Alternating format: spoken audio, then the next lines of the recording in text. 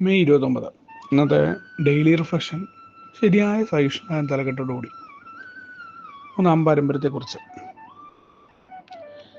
അംഗത്തിലുള്ള ഒരേ ഒരു നിബന്ധന മദ്യപാനം നിർത്തണമെന്ന ആഗ്രഹവുമായി വരുന്ന എല്ലാ മനുഷ്യരെയും ഉൾക്കൊള്ളുക എന്നത് തന്നെയാണ്.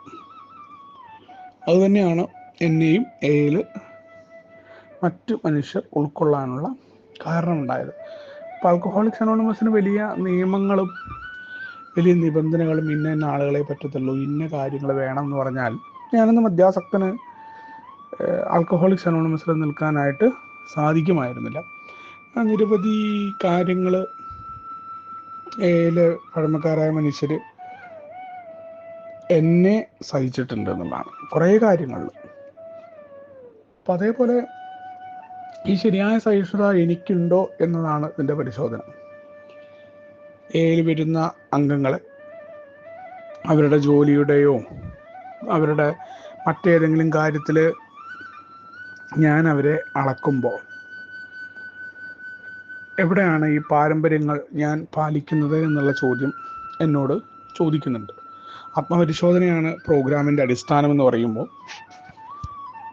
ഓരോ ഭാഗങ്ങളിലും എൻ്റെ ഉള്ളിലേക്ക് നോക്കുക, എന്നെ പരിശോധിക്കുക എന്നുള്ളതാണ്.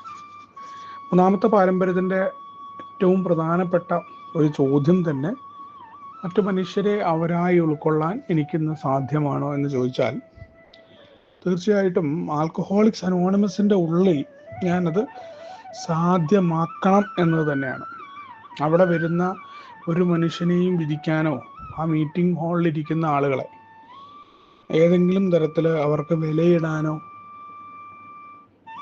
എനിക്ക് സാധ്യമല്ല, അല്ലെങ്കിൽ അത് ഞാൻ ചെയ്യാനായിട്ട് പാടില്ല എന്നത് തന്നെയാണ്. അപ്പോൾ എയിലേക്ക് പുതുതായിട്ട് കടന്നു വരുന്ന ഓരോ മനുഷ്യരെയും മൂന്നാം പാരമ്പര്യം അനുസരിച്ച് അവരുടെ ഒരു തരത്തിലുമുള്ള അളവുകോലുകൾ ഉണ്ടാക്കാനായിട്ട് ഞാൻ നിൽക്കരുത്.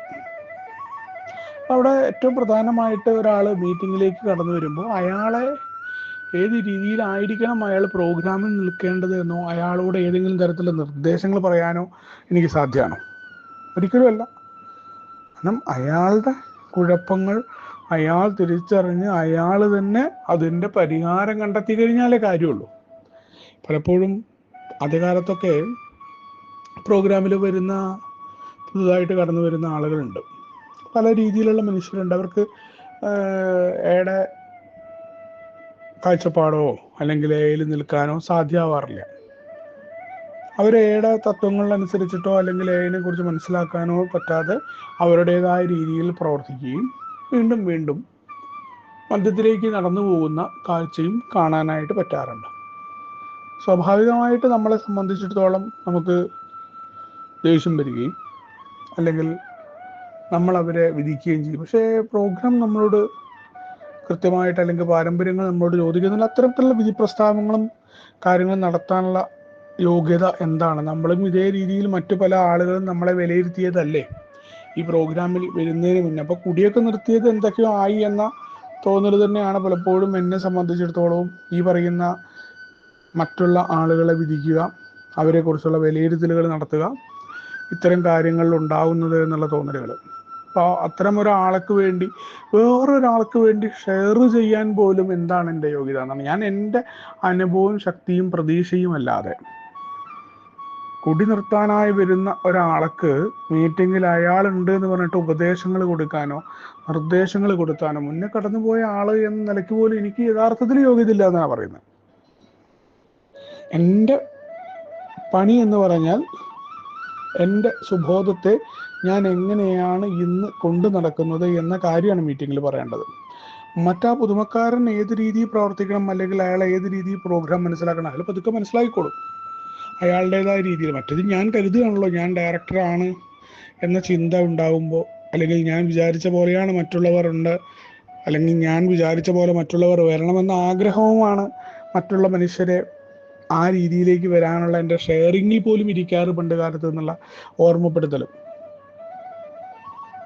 ഒരു തരത്തിലും അംഗത്വം ഒന്നിനെയും ആശ്രയിച്ചല്ല എന്ന് പറഞ്ഞ പോലെ തന്നെ അംഗങ്ങളെ കമ്പയർ ചെയ്യാനോ അവരുടെ വിലയിരുത്തലുകൾ നടത്താനോ ഞാനെന്ന മധ്യാസക്തന് ഒരു കാരണവശാലും തയ്യാറാകരുത് എന്നുള്ള ഓർമ്മപ്പെടുത്തലുണ്ട്.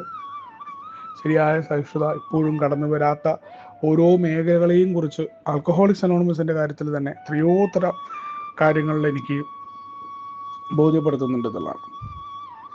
അതുകൊണ്ടാണ് ഞാൻ എൻ്റേതായ രീതിയിൽ എയിൽ പ്രവർത്തിക്കുകയും മറ്റുള്ളവരുടെ പ്രവർത്തനങ്ങളെ വിമർശിക്കുകയും ചെയ്യുന്നതിൻ്റെ പ്രധാനമായ കാരണം അത് തന്നെയാണ് എന്നുള്ള ഓർമ്മപ്പെടുത്തലുകൾ. അപ്പോൾ കറക്റ്റായിട്ട് പറയുന്ന അടിസ്ഥാനത്തിലുള്ള സഹിഷ്ണുതയിലേക്ക് കടന്നു വരാൻ മൂന്നാം പാരമ്പര്യത്തെ പരിപൂർണമായിട്ട് അതിൻ്റെ ആത്മീയ വശത്തെ ഉൾക്കൊള്ളേണ്ടതുണ്ട് എന്നുള്ളതാണ് ഇന്നത്തെ ഓർമ്മപ്പെടുത്തൽ. അപ്പോൾ ഇത് ഓരോ ദിവസത്തെ പരിപാടി ആയതുകൊണ്ട് ഓരോ ദിവസവും ഞാനെന്ന മധ്യാസക്തനെ ശരിയാക്കിയെടുക്കുക. ഇന്നത്തെ ഒരു ദിവസത്തെ സുസ്ഥിതിയാണ് എനിക്കുള്ളത് എന്നുള്ള കാര്യം.